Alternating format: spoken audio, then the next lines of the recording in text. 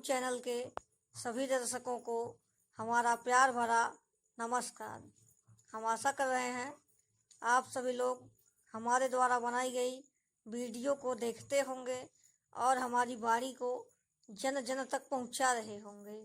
दोस्तों, बने रहे हमारे साथ। हम स्वतः इसी प्रकार लेकर आते रहेंगे भगवत गीता। यदि हमारे द्वारा बनाई गई वीडियो आपको अच्छी लगे तो अपने मित्रों के साथ इस वीडियो को शेयर करें, चैनल को सब्सक्राइब करें, वीडियो को लाइक करें और भगवत गीता से संबंधित यदि कुछ प्रश्न पूछना चाहते हो तो कमेंट बॉक्स में अवश्य ऐड करें। कल के प्रसंगानुसार हम आगे की कथा जोड़ रहे हैं। आप लोग गीता का जो दूसरा अध्याय सुन रहे थे तो उसमें सुने होंगे कि भगवान कह रहे थे वेद बाधारता, यानी कि जो वेदों के वाक्यों में ही अनुरक्त रहता है उसकी बुद्धि अनंत शाखा वाली होती है और उसके अंदर निश्चयात्मक क्रिया का सर्वथा अभाव होता है। वह न तो निश्चयात्मक क्रिया को जानता है और न ही निश्चित कर्म को करता है।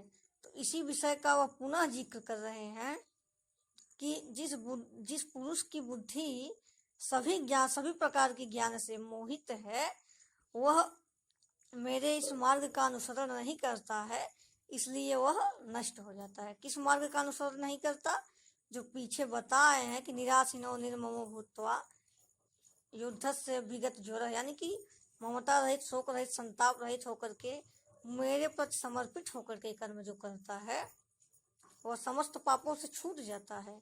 परंतु जो मुझ में दोषारोपण करते हैं और अनेक प्रकार के ज्ञानों में सर्वथा मोहित चित्त हैं, मेरे इस विषय का, इस मत का समर्थन नहीं करते, वो लोग सर्वथा नष्ट हो जाते हैं।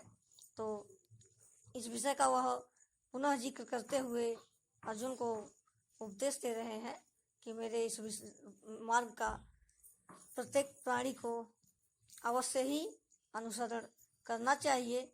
यदि वह अनुसरण न करे तो सर्वथा नष्ट हो जाएगा, पदच्युत हो जाएगा और यथार्थ स्थिति को कभी प्राप्त नहीं कर पाएगा।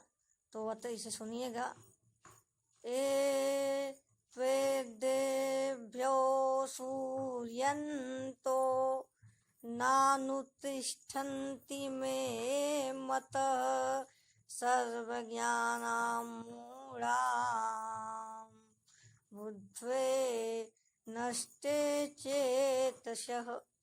हे अर्जुन, जो मुझ में दोषारोपण करता हुआ मेरे इस मत का समर्थन नहीं करता है, मेरे इस मत का आदर नहीं करता है और मेरे बताए हुए इस मार्ग का अनुसरण करता हुआ कर्म को नहीं करता है, उसे तुम समस्त ज्ञानों में मोहित जान और वह सर्वथा, उसकी बुद्धि सर्वथा विस्मृत हो गई है, अतः वह अंत समय में नष्ट हो जाता है। कहने का भाव जो बताया है कि पूर्ण समर्पण के भाव से कर्म करो और जो ऐसा करता है वह समस्त पापों से छूट जाता है, परंतु जो ऐसा नहीं करता है वह सर्वथा नष्ट हो जाता है।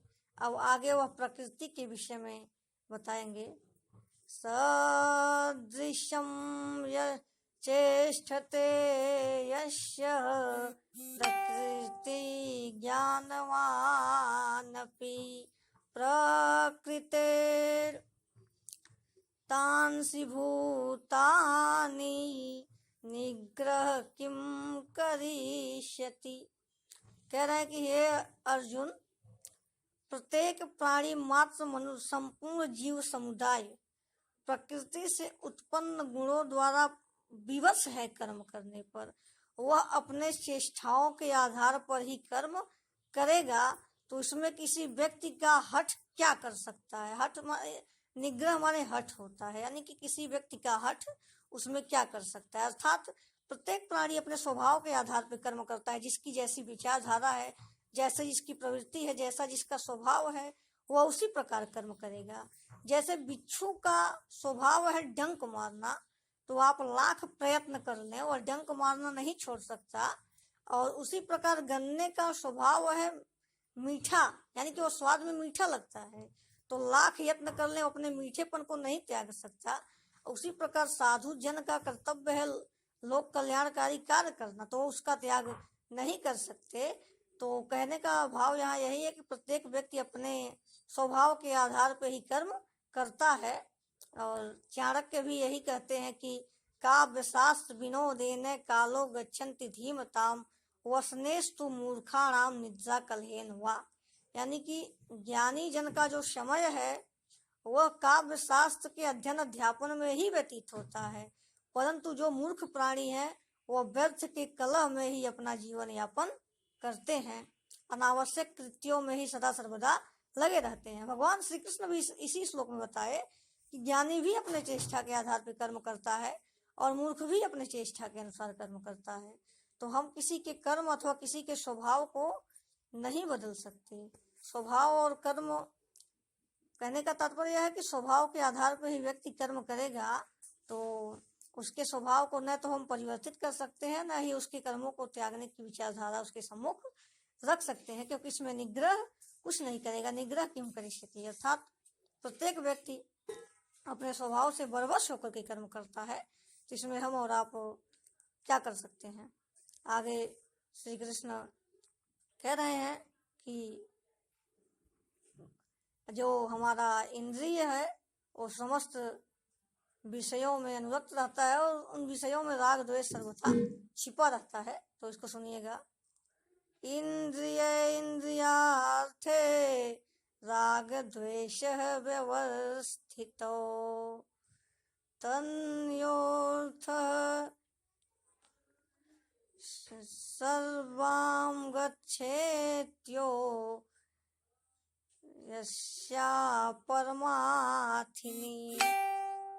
कह रहे हैं श्री कृष्ण की हमारी जो इंद्रियां हैं और इंद्रियार्थ अर्थात इंद्रियों के विषयों में ही राग और द्वेष छिपा रहता है, और लोक कल्याण पथ में राग और द्वेष दोनों ही बाधक हैं।